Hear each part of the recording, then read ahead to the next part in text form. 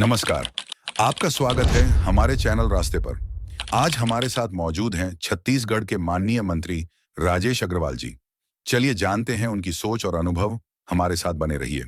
आज बात करेंगे शिक्षा भी क्षेत्र पर। जैसे कि सर देखने को मिल रहा है कि शिक्षा में क्या ऐसा लग रहा है कि बृहद तौर पे छत्तीसगढ़ में तब्दीली की जरूरत है, उसमें आपका कमेंट चाहता हूँ। देखिए, शिक्षा महत्वपूर्ण विषय है ना सर? बहुत ज़्यादा महत्वपूर्ण विषय है और खासकर हमारे सरगुजा संभाग, बस्तर संभाग के लिए बहुत ही महत्वपूर्ण है। लेकिन आपने देखा कि ये रायपुर में नालंदा परिसर जो बना है वो हमारे विद्यार्थियों के लिए बहुत ज़्यादा फायदेमंद हो रहा है। और माननीय मुख्यमंत्री जी ने सभी जिला निकायों में स्वीकृति दे दी। हमारे अंबिकापुर में भी बहुत जल्दी भूमि पूजन भी हो चुका है। नालंदा परिसर का काम शुरू हो गया है।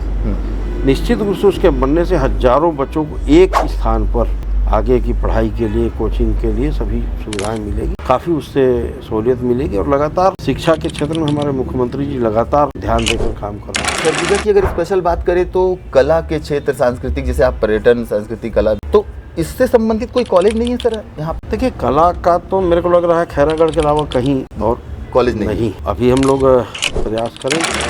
बिल्कुल। सरगुजा के कुछ बच्चों ने अपील की है आपसे कि एज आ पर्यटन मंत्री, सांस्कृतिक मंत्री, आप कम से कम यहाँ पर फाइन आर्ट से संबंधित या कला के क्षेत्र से संबंधित जो भी कॉलेज या सुविधा हो सकती है यहाँ पे। बिल्कुल, बच्चों की मांग आई है तो उस पर ध्यान देते हुए हम सरकार के ध्यान आकृष्ट करवाएंगे। बच्चों को सर पता ही नहीं होता कि देश के लिए गोल्ड लाएं कैसे, पहला प्रक्रिया क्या है। अभी जैसे आप सांस्कृतिक मंत्री हैं, यहाँ तक पहुँचे कैसे सर? आप जैसे पहुँचे हैं यहाँ तक, इसके पीछे बहुत एक लंबी जर्नी होगी। लेकिन अगर मान लीजिए कि कोई बच्चा आपके क्षेत्र में करियर, जो जिस भी फील्ड से हैं आप, उसमें अगर करियर बनाना चाहता है, उसको पता ही नहीं है कि कौन कौन से रास्ते हैं कि जहाँ पे करियर बना सकता है। रास्ते करके एजुकेशन चैनल है सर, इकलौती मीडिया छत्तीसगढ़ के आपके। वहाँ पर बच्चों को करियर के विशेष जितने भी प्रकार की नॉलेज होती है, जितने भी प्रकार के स्कोप हैं उनके लिए, करियर के लिए, वहाँ जानकारी दी जाती है। आपके सेंट्रल गवर्नमेंट की, स्टेट गवर्नमेंट की जितनी भी स्कॉलरशिप की योजनाएं होती हैं, ये सारी चीज़ उस चैनल में डल। तो मैं आपसे बस इतना पूछ रहा हूँ कि सांस्कृतिक, पर्यटन और ये धार्मिक क्षेत्र में कैरियर के भी कोई स्कोप है क्या? देखिए, डायरेक्ट तो ऐसा कुछ नहीं है, लेकिन इनडायरेक्ट बहुत से स्कोप है। जब पर्यटन का क्षेत्र का विकास होगा तो मैं बताया, अभी जो हमारी होम स्टे पॉलिसी, वो बहुत बढ़िया पॉलिसी। व्यक्ति अपने घर में एक कमरा बनाएगा होम स्टे के लिए। गवर्नमेंट उसमें सब्सिडी दी गई, एक कमरे में 1 लाख रुपया। अच्छा, 1 लाख रुपया उसको सब्सिडी मिल गई। वहाँ गेस्ट रुकेंगे, वो खाना भी खाएंगे, रूम का भी किराया देंगे, खाना भी खाएंगे। फिर वो चाहे तो गाइड के रूप में उनको घुमाने भी ले जा सकता है, अपना वाहन रख के। कहीं ना कहीं इनडायरेक्ट रोजगार के अवसर बहुत ज़्यादा बढ़ेंगे। हमारे युवा इससे जुड़ के फायदा। एक हमारे चैनल के माध्यम से एक बस अनुरोध था कि सर अंबिकापुर में अगर मैं अगली बार सर्वे कर पाऊँ, स्कूलों की स्थिति पर प्लीज़ ध्यान दीजिएगा कि स्कूलों की जो स्थिति मैंने देखी यहाँ पे, उस पर भी मुझे थोड़ा सा सवाल है कि एज आपके मंत्री होते हुए अंबिकापुर आपसे उम्मीद करती है कि बिल्कुल स्कूलों की स्थिति में सुधार हो। मैं तो डंके चोट बोलता हूँ भाई कि अगर कोई कमी है तो उसकी जवाबदारी मैं खुद लेने के लिए तैयार रहता हूँ। सभी सड़कों अभी स्कूलों के लिए भी परसों ही मैं मुख्यमंत्री जी से बात नहीं हुई, लेकिन परसों ही देखा कि 5000 शिक्षकों की भर्ती का रास्ता खोले। वाह! परसों ही ये मैं जब गोरेला पेंटर के लिए निकला था तो व्हाट्सएप में फिर भी शिक्षकों की कमी नहीं खत्म होगी सर? नहीं, खत्म हो जाए। 5000 भर्ती से हो जाएगी। देखिए, 26 बच्चे पर एक टीचर होना चाहिए। अभी हमारे यहाँ 21 बच्चे पर एक टीचर। लेकिन अब वो क्या है कि कैलकुलेशन में वैसा तो लगता है कि प्लस है, लेकिन मान लीजिए कहीं 55 है बच्चे तो वहाँ 3 देना पड़ेगा नियम से, तो कहीं घटेगा।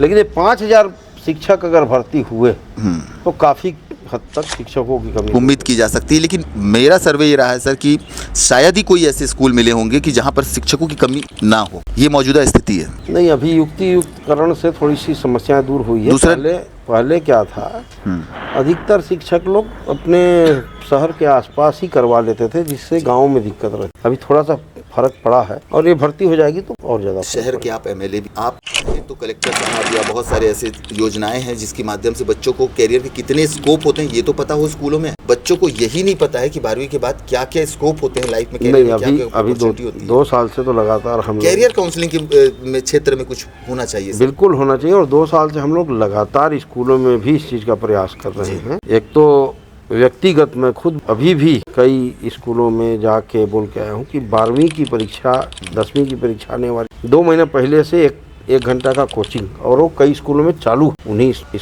टीचरों द्वारा कि कम से कम 10वीं 12वीं के बच्चों को 1 घंटा की एक्स्ट्रा कोचिंग और आगे के लिए आगे के लिए भी लगातार मैं अपने सभी स्कूलों में जा के खुद से बोलता हूँ, लोगों के द्वारा बोलवाता हूँ कि शिक्षक को पता है कि इस बच्चा क्या किसमें मार्क्स अच्छा रहा है या इसकी रुचि किसमें। तो हम लोग शिक्षकों से भी आग्रह कर रहे हैं कि उनको आप अपने तरफ से तो कम गाइड कीजिए कि 12वीं के बाद वो आगे कहाँ जाए। लगातार हम लोग भी अपने तरफ से कर रहे हैं और धीरे धीरे शासन काफ़ी कुछ कर रही है।